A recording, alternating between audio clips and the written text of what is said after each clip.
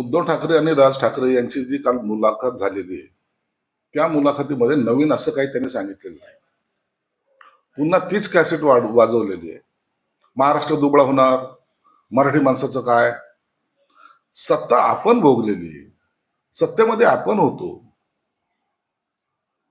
ज्या पक्षाबरोबर तुम्ही युती केली होती 30 वर्ष युती त्यांच्याबरोबर केली होती, भाजप बरोबर. असं तुम्हाला शत्रू वाटायला लागले आणि जे शत्रू होते ते मित्र वाटायला लागले. हा परिणाम जेव्हा होतो ना त्या टायमाला असे वक्तव्य येतात ना. महाराष्ट्र दुबळा आहे, आजही तुम्ही बघा महाराष्ट्र नंबर 1 वर आहे देशामध्ये.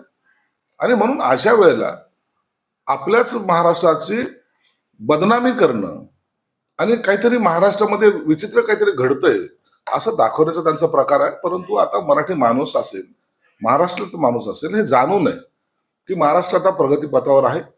डेव्हलपमेंट इथे येते. भारतामध्ये जेवढी काही इन्व्हेस्टमेंट येते त्यातली मॅक्झिमम 60% वर इन्व्हेस्टमेंट ही महाराष्ट्रात येते. कारण काय, तो महाराष्ट्र हा सर्व बाजूने संपन्न आहे आणि असलेल्या सुविधा फक्त महाराष्ट्रच देऊ शकतो हा विश्वास आहे. म्हणून महाराष्ट्र कधी दुबळा होणार नाही आणि आणखीन मजबूतीने तो पुढे जाईल. राज ठाकरेंनी देखील काही दावा केलेला आहे की मुंबई महाराष्ट्राला तोडण्याचा प्रयत्न सुरू आहे. मुंबई वेगळी करण्याची ज्याची इच्छा आहे तेच आता केंद्रात आहे, राज्यातही आहे आणि महानगरपालिकेत देखील आता त्यांची सत्ता येणार. त्यामुळे मुंबई तुटल्या जाणार आणि त्यामुळे महाराष्ट्र हा आता हातबलतेनी मराठी माणसाने त्यांच्याकडे बघावं असं देखील त्यांनी. एक बरं झालं त्यांनी सांगितलं की महानगरपालिकेमध्ये सुद्धा युतीची सत्ता येणार आहे. महाराष्ट्र तोडण्याची वारंवार भाषा करून नेमकं यांना काय सुचवायचं हे आतापर्यंत मराठी माणसाला कळालं नाही. मुख्यमंत्री असो का उपमुख्यमंत्री असो यांनी स्पष्टपणे सांगितले की कोणाच्या बापाची ताकद सुद्धा नाही या मुंबई तोडण्याची भाषा करणाऱ्याला. आम्ही स्वतः त्याला नीट करू. एवढं सर्व झाल्यानंतर ती कॅसेट का वाजवतात हा मला त्यांना प्रश्न आहे. म्हणून आता या सगळ्या बाबीकडे दुर्लक्ष करून आम्ही डेव्हलपमेंटच्या दिशेने चाललेलो आहोत. मुंबई वाचवण्यासाठी देखील आम्ही दोघं एकत्र आल्याचे. मुंबई वाचवली का? मुंबई खड्ड्यात तुम्ही टाकलेली, त्याला वाचवायचा प्रयत्न आम्ही करतोय.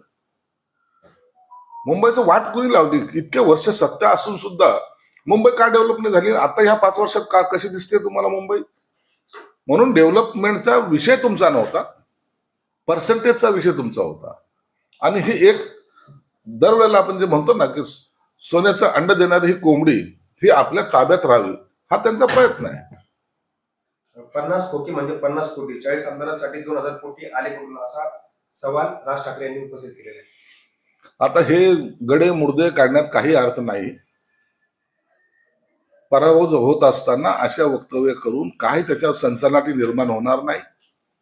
आणि लोकांनी हे जे तुम्ही जे काही आरोप प्रत्यारोप केले होते त्याला लोकसभेला पण आणि विधानसभेला जास्त करून त्याचं तुम्हाला प्रत्युत्तर दिलेलं आहे. म्हणून तुम्ही आता काही जरी बोललात तरी ते लोकांना ऍक्सेप्ट होणार नाही. 4 वर्ष निवडणुका का पुढे ढकलल्या आणि या काळात काय झालं हे पुढच्या काही दिवसात मी सांगेल असं राज ठाकरे यांनी इशारा दिला. इशारा देतील ते पुन्हा तो व्हिडिओ लाव रे व्हिडिओ म्हणतील. परंतु आता ह्या महानगरपालिकेच्या निवडणुका ह्या 8 दिवसावर आलेल्या आहेत. त्याच्या प्रचारामध्ये जा आणि तुम्हाला लोक किती स्वीकारतात हे एकदा आजमावून पहा. काल एमआयएमची सभा पार पडली. दरम्यान इत्याद जलील तुमच्यावर आरोप केलेले की अतुल सावे आणि मंत्री शिरसाट यांनी काही लोक आमच्याकडे सोडले आणि आमच्या मतांचे विभाजन करण्यासाठी हे लोक काम करतात. हा इम्तियाज जलील मी कालही सांगितलं की 1 नंबरचा चालू आणि खोटारडा माणूस आहे. मुसलमानामध्ये भांडणं लावून आतापर्यंत त्यांनी स्वतःचं राजकारण केलेलं आहे. आणि आता त्या सर्व लोकांना हे कळून चुकलंय की हा हैदराबादी आपल्याला एकमेकांमध्ये भांडणं लावतोय. म्हणून काल त्याच्यावर हल्ला झाला. पैसे घेऊन तिकीट विकणं हा याचा धंदा आहे. पैसे घेऊन जाहीर सभेला जाणं हा याचा धंदा आहे.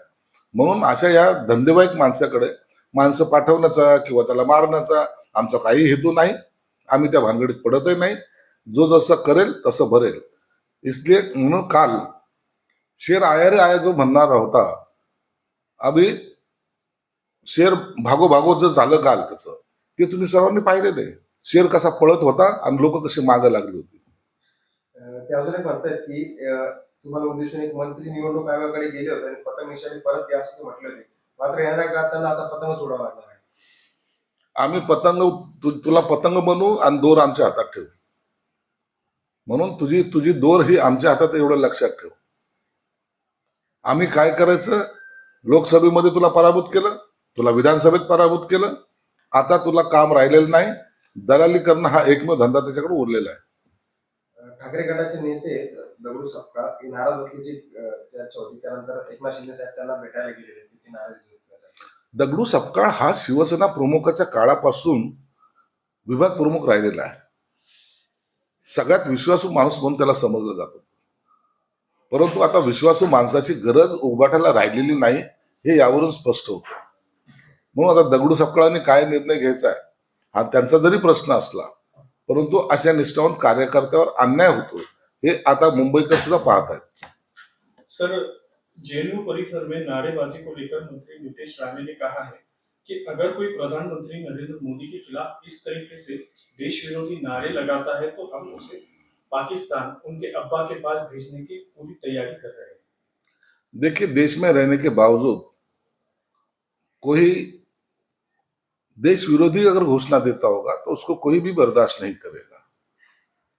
हाँ, आंदोलन करना आपका अधिकार है, आप आंदोलन कर सकते हो, नारेबाजी कर सकते हो, लेकिन देश के खिलाफ नारेबाजी करेंगे तो उसकी सजा तो उनको मिलेगी जरूर. सर, अमेठी बीजेपी एमएलए विधायक सुरेश पासी का बड़ा बयान सामने आ रहा है। उन्होंने कहा है कि मुस्लिम वोटरों की हमें जरूरत नहीं है, मुस्लिम जिए या मरे उससे हमें कोई फर्क नहीं पड़ता, हमने कभी मस्जिद गए थे ना कभी मस्जिद जाएंगे। देखो, कौन कहाँ जाना है ये जिसका उसका सवाल है.